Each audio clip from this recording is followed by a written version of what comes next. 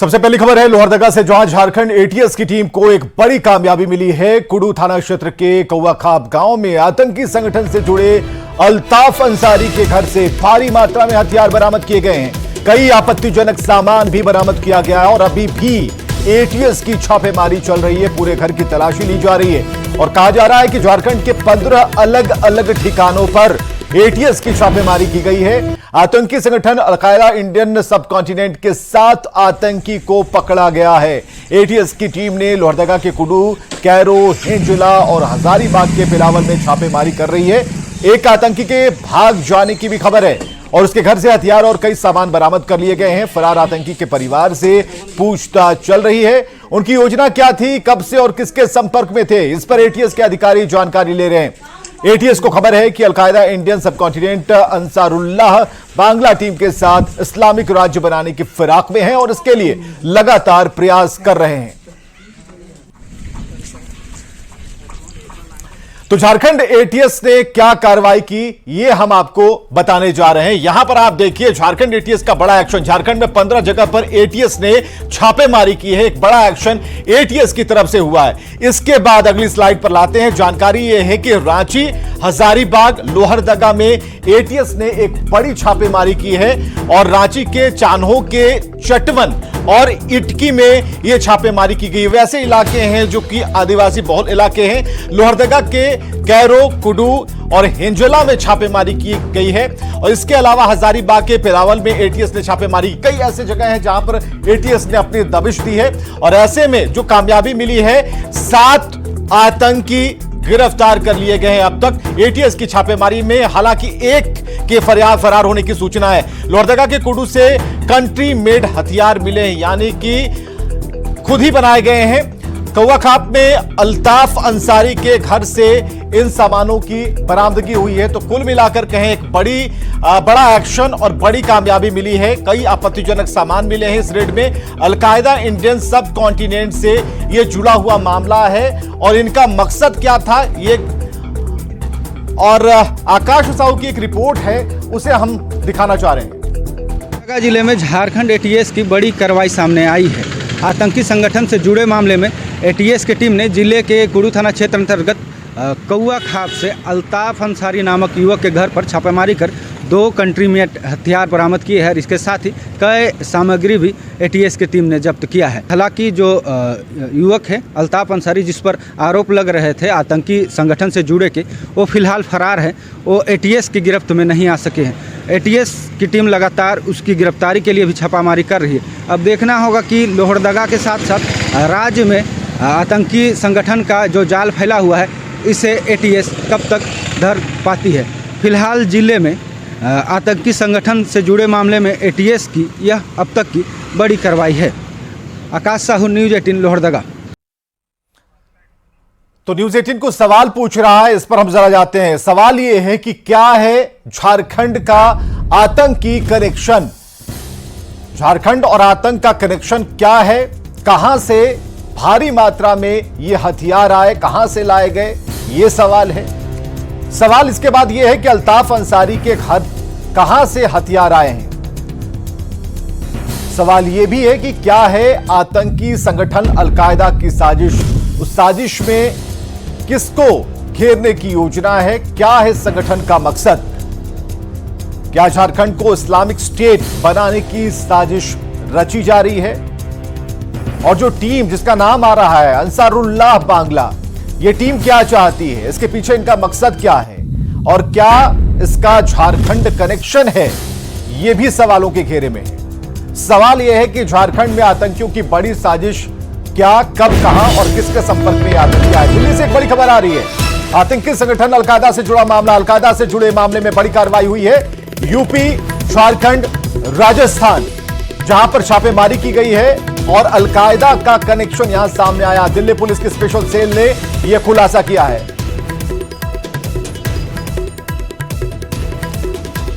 और हमारे साथ हमारे संवाददाता शंकर आनंद मौजूद हैं। शंकर, जो एक बड़ी जानकारी आई है, छापेमारी हुई, अब इसका जो कनेक्शन है 3 स्टेट जहां जहां छापेमारियां हुई है वहां पर इसके कनेक्शन जुड़ते जा रहे हैं। मकसद, सभी लोग पूछ रहे हैं कि मकसद क्या था इसके पीछे। देखिए, दिल्ली पुलिस के स्पेशल सेल के द्वारा एक बड़ी कार्रवाई को अंजाम दिया जा रहा है और 3 राज्यों में एक साथ सर्च ऑपरेशन को अंजाम दिया जा रहा है, जिसमें कि झारखंड का जो रांची इलाका है, इसके आसपास में काफी सर्च ऑपरेशन को अंजाम दिया जा रहा है, उत्तर प्रदेश का अलीगढ़ इलाका और तीसरा राजस्थान से 6 लोगों को हिरासत में लिया गया है, जिससे पूछताछ की जा रही है। अगर मामले की बात करें तो यह मामला अल कायदा इंडियन सब कोऑर्डिनेट से जुड़ा हुआ मामला है और इसी मामले में आज 15 लोकेशन पर रांची के आसपास में सर्च ऑपरेशन की कार्रवाई को अंजाम दिया जा रहा है और इस सर्च ऑपरेशन के दौरान में जो झारखंड पुलिस की जो एटीएस है उसकी भी मदद ली जा रही है और एक तरह से कह सकते हैं कि झारखंड पुलिस की एटीएस और दिल्ली पुलिस की स्पेशल सेल की ये ज्वाइंट ऑपरेशन है, क्योंकि जब स्पेशल सेल की टीम जब अगर कहीं ऑपरेशन करती है तो स्थानीय पुलिस को इन्फॉर्म करना पड़ता है, उसे जानकारी देनी होती है, उसके बाद सर्च ऑपरेशन की कार्रवाई को अंजाम दिया जाता है। तो एक तरह से कह सकते हैं ज्वाइंट ऑपरेशन जरूर है, लेकिन जिस तरह से स्पेशल सेल को यह जानकारी मिली थी कि अल कायदा इंडियन सब कोऑर्डिनेट से जुड़ा हुआ ये कनेक्शन है, हालांकि ये पहली बार ऐसा नहीं है कि नाम सामने आया है, ये अल कायदा संगठन जो है, आतंकी संगठन है, उसी का ये संगठन, उससे जुड़ा हुआ एक संगठन है। और जिस तरह से इस मामले में पहले भी रांची और जमशेदपुर से और इसके साथ साथ हजारीबाग से कनेक्शन जुड़ा था और इस मामले में कई अन्य आरोपियों की गिरफ्तारी हुई, तो कह सकते हैं कि पिछले कुछ दिनों के दौरान में तमाम सबूतों को इकट्ठा किया गया, तमाम इनपुट्स को इकट्ठा किया गया और ये जानकारी मिली कि कुछ नए इनपुट्स निकल के सामने आए हैं, उसी के आधार पर ये आज की सर्च ऑपरेशन को देखा जा रहा है। बिल्कुल शंकर, हमारे साथ ओम प्रकाश भी जुड़ चुके हैं, हमारे संवाददाता, उनसे भी जरा जानकारी लेते हैं। ओम प्रकाश, जो जानकारियां मिल पा रही हैं, एक साथ ऐसे कई ठिकाने हैं जहां पर छापेमारियां की गई, सवाल यह है कि जो मिला उसके पीछे और कितनी चीजें छुपी हुई हैं? जी बिल्कुल, बात की जाए तो झारखंड का जो आतंकी कनेक्शन या फिर स्लीपर सेल कनेक्शन करें तो ये कोई नई बात नहीं है। इससे पहले भी इस तरह की कई घटनाएं हो चुकी हैं, कई आरोपियों की गिरफ्तारी हो चुकी है। बता दें कि पटना गांधी मैदान में जो घटना हुई थी उसके बाद रांची के कई इलाके जो हैं वहां पर एनआईए की भी रेड हुई थी और वहां से कई आरोपी जो हैं वो गिरफ्तार हुए थे। वहीं दूसरी तरफ जो इस बार का मॉड्यूल है ये ज़्यादा खतरनाक था। जो जानकारी है उसके अनुसार ये मॉड्यूल किसी बड़ी साजिश को देश के किसी कोने में अंजाम देने की योजना में था। खास तौर से अगर बात की जाए तो ये कहीं ना कहीं सुरक्षा एजेंसियों के लिए एक नया थ्रेट साबित होने वाला था, लेकिन इसकी सूचना, इसकी भनक जो है वो स्पेशल सेल जो दिल्ली को है वो लगी और उसके बाद इसे साझा किया झारखंड एटीएस के साथ, जिसके बाद ये पूरी कार्रवाई की गई है।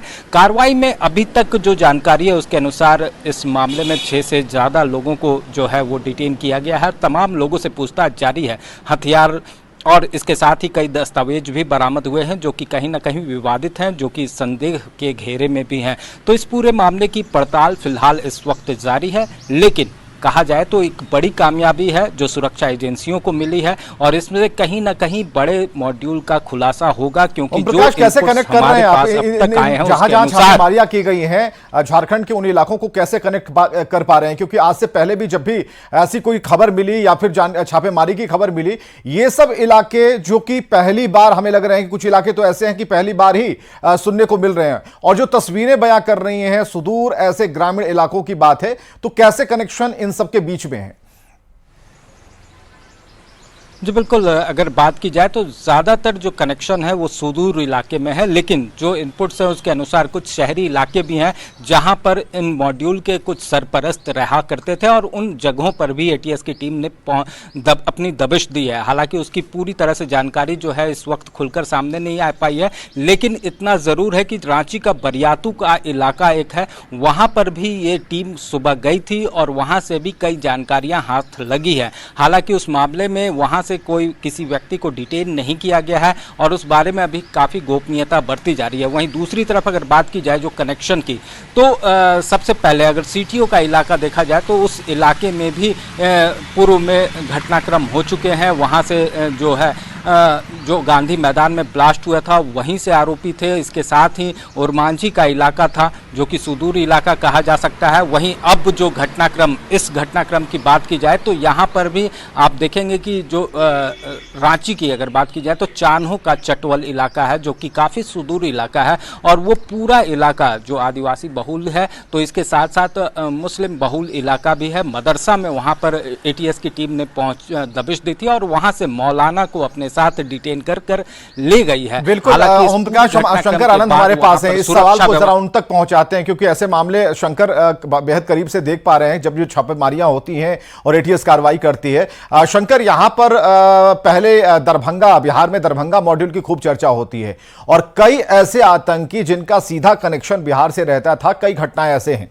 शंकर, हम ये जानना चाह रहे हैं कि इस बार जो झारखंड का कनेक्शन है, जहां पर रांची से सटे हुए वैसे सुदूर इलाके जहां लोग सोच भी नहीं पाएंगे कि कुछ ऐसा हो रहा है, या जो तस्वीरें हम दिखा पा रहे हैं, कोई भी आम व्यक्ति हो सकता है कि अगर ये खबरें अगर इस तरह से नहीं चले, टेक्स्ट ना चले, तो लोग नहीं समझ पाएंगे कि किसी गांव की स्टोरी दिखा रहे हैं। लेकिन यहां पर ऐसे 1 रूम के कमरे में, 2 रूम के कमरे में ऐसी घटना को अंजाम दिया जा रहा है, कुछ प्लानिंग की जा रही है, देश को दहलाने की तैयारी की जा रही है, बिल्कुल समझ से बाहर है। निश्चित तौर पे देखिए, आपकी जो समीक्षा है, आपका जो इनपुट है एकदम सही है। और जिस तरह से अगर बिहार मॉड्यूल की बात करें तो बिहार मॉड्यूल से और झारखंड मॉड्यूल में पहले भी कनेक्शन जुड़ता हुआ नजर आया था, लेकिन इस मामले में जो सबसे पहला जो इनपुट मिला स्पेशल सेल को, वो मिला राजस्थान से। राजस्थान का जो भिवाड़ी इलाका है, जो बेहद कहा जा सकता है सुनसान इलाका है, उसमें काफी जो सुनसान वाला एरिया जो है, वहां पर आर्म्स की ट्रेनिंग हुई, आर्म्स के साथ में, अवैध हथियारों के साथ में वहां पर ट्रेनिंग हुई और जिसमें कि AK-47 जैसे हथियार भी उसके साथ में वहां पर ट्रेनिंग ली गई। और उसी मॉड्यूल को जब आगे खंगाला गया तो पता चला इसका कनेक्शन झारखंड से भी है। जब झारखंड में जब इस मॉड्यूल को आगे स्पेशल सेल के द्वारा कनेक्ट किया गया तो उसमें पता चला कि झारखंड के कई ऐसे इलाके हैं जहां पर वो मॉड्यूल, वो खासतौर पर अलकायदा का जो अलकायदा इंडियन सब कोऑर्डिनेट जो मॉड्यूल है, उसका कनेक्शन निकल के सामने आया। और इस मामले पर पिछले 10 साल पहले भी कुछ ऐसे ही मॉड्यूल देखने को मिला था जिसका कनेक्शन रांची के हिंदपीढ़ी, हजारीबाग के 2-3 ऐसे इलाके हैं जहां पर इसका कनेक्शन निकल के आया था। लेकिन इस बार जो है कुछ नए इलाके हैं और नए इलाकों में जो चलिए, अब नए इलाकों को इस तरह से कनेक्ट किया जा रहा है आतंकियों की तरफ से। बहुत बहुत शुक्रिया शंकर तमाम जानकारियों के लिए। चलिए, इधर रांची से भी बड़ी खबर है। संथाल में बांग्लादेशी घुसपैठ का यह मामला, और बांग्लादेशी घुसपैठ मामले में सुनवाई हुई है झारखंड हाई कोर्ट में, और आज भी कोई एफिडेविट फाइल नहीं किया गया है केंद्र सरकार की तरफ से, और केंद्र के रवैये पर हाई कोर्ट ने टिप्पणी की है। और संजय सिन्हा है हमारे साथ संवाददाता फोन लाइन पर। संजय, आज कोई एफिडेविट फाइल नहीं किया गया है केंद्र सरकार की तरफ से, क्या हाई कोर्ट की टिप्पणी है?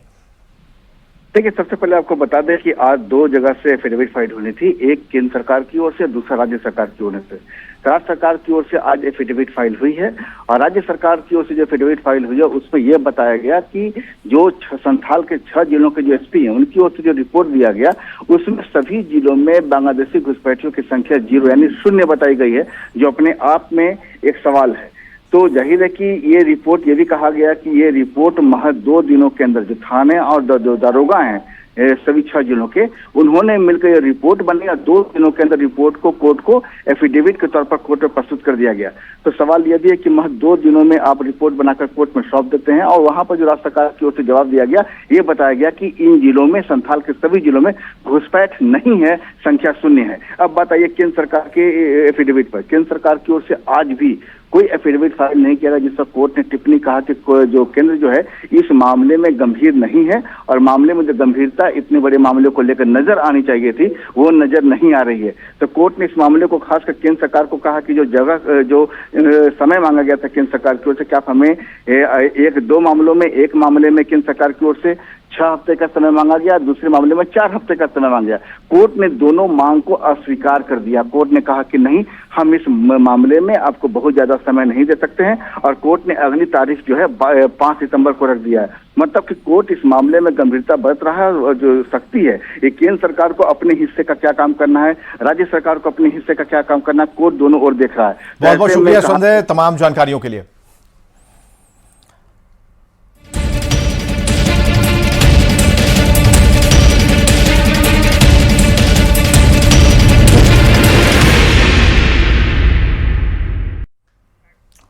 और सरायकेला से बड़ी खबर हम आपको बता रहे हैं। प्लेन क्रैश होने के 48 घंटे बाद चांडिल डैम से ट्रेनी पायलट का शव बरामद कर लिया गया। दूसरे पायलट की तलाश जारी है। कल्याणपुर के पास चांडिल डैम में तैरती हुई लाश मिली है और शव की पहचान ट्रेनी पायलट सुब्रदीप दत्ता के रूप में की गई। इंस्ट्रक्टर कैप्टन जीत शत्रु आनंद अभी भी लापता हैं। क्रैश एयरक्राफ्ट और कैप्टन जीत शत्रु आनंद की तलाश की जा रही है और ट्रेनी पायलट सुब्रदीप दत्ता की लाश मिलने के बाद परिजनों में कोहराम मच गया और रो रो कर परिजनों का बुरा हाल है। बताया जा रहा है कि पिता ने काफी खर्च कर बेटे को पायलट बनाने का सपना देखा था और खबर है कि सुब्रदीप दत्ता के पिता लगभग 40 लाख रुपए खर्च कर चुके थे। बेटे के सपने को पूरा करने के लिए उन्होंने कर्ज लेकर पढ़ाया, लेकिन आज उनका बेटा इस दुनिया में नहीं है। एनडीआरएफ की बोट से जवान बेटे की लाश उतरता देख मां बाप दोनों हफक कर रो पड़े। सरायकेला एसडीएम सुब्रा रानी ने भी शव की पुष्टि की। उन्होंने बताया कि ट्रेनी पायलट सुब्रदीप दत्ता की लाश मिल गई है। क्रैश एयरक्राफ्ट और कैप्टन जीत शत्रु आनंद की तलाश की जा रही है। देखिए, आज सुबह अर्ली मॉर्निंग हमारी टीम इंसिडेंट साइट पर आई और कल के ऑपरेशन को हमने दोबारा रिज्यूम किया और इसी को कंटिन्यू करते हुए जैसे अभी हम अपवर्ड डायरेक्शन में आगे बढ़ रहे थे तो हमें दिखा कि बॉडी फ्लॉट कर रहा है। फिर हम गए इंसिडेंट साइट पर, बॉडी को रिकवर की और फिर फर्दर अभी आगे हैंड ओवर कर दी। कहाँ मिला बॉडी? डिस्ट्रिक्ट ये कल्याणपुर से सटा हुआ इलाका है, उसी के साइड में प्लॉट करते हुए मिला।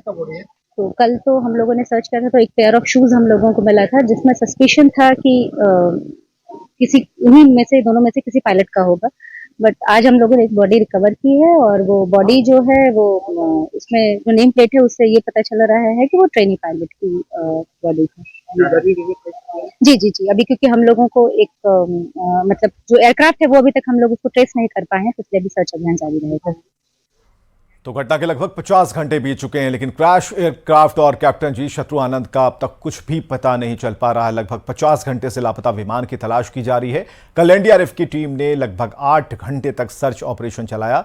आज फिर से सर्च किया जा रहा है। सुबह से ही नौसेना की टीम का सर्च ऑपरेशन चल रहा है। कहीं कुछ पता नहीं चल पा रहा। हालांकि ट्रेनी पायलट सुब्रदीप दत्ता का शव मिल चुका है, लेकिन कैप्टन जी शत्रु आनंद के घर वालों को अभी भी इंतजार है। क्रैश एयरक्राफ्ट का कोई सुराग नहीं है। नौसेना, एनडीआरएफ और जिला प्रशासन की टीम लगी हुई है।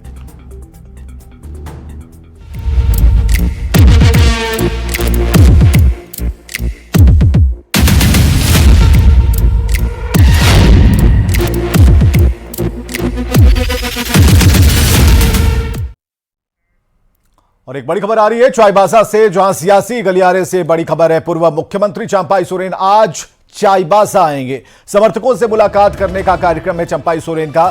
चाईबासा में बैठक भी करने वाले हैं चंपाई सोरेन और चंपाई सोरेन आज चाईबासा में रहेंगे। समर्थकों से मुलाकात करने की सूचना है। इसके अलावा आज कई बैठकें होंगी, मुलाकात का दौर चलेगा। चाईबासा में ये बैठकें होंगी, चंपाई सोरेन मौजूद रहेंगे, समर्थक मौजूद रहेंगे और आगे की दिशा तय करने वाले हैं पूर्व मुख्यमंत्री चंपाई सोरेन। तो कल 3 विकल्पों पर बात हो रही थी, लेकिन अब 2 विकल्प बचते हैं। नई पार्टी का गठन, नए साथी की तलाश, जिसमें नई पार्टी के गठन की तरफ फोकस ज्यादा हो रहा है चंपाई सोरेन की तरफ से।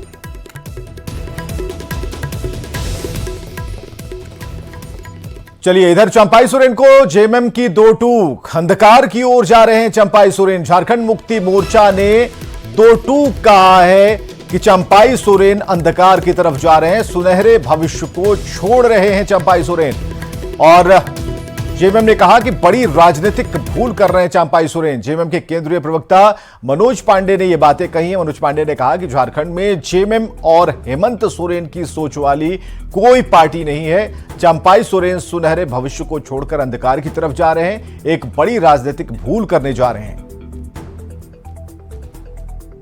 कि एक सुनहरे भविष्य को छोड़कर वो अंधकारपूर्ण अपने कैरियर की ओर जा रहे हैं।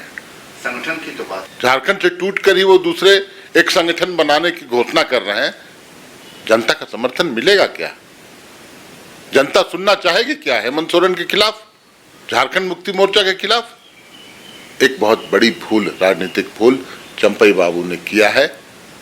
सुधारने का मौका अगर अभी भी है तो सुधार लें। और बीजेपी का रिएक्शन इस पर आया है। प्रदेश प्रवक्ता प्रतुल शाहदेव ने कहा कि चंपाई सोरेन के खिलाफ लगातार आपत्तिजनक टिप्पणी की जा रही है, लेकिन चंपाई सोरेन का कद काफी बड़ा है। वो राजनीति में आगे जो भी कदम उठाएंगे उसका नुकसान जेएमएम को झेलना होगा।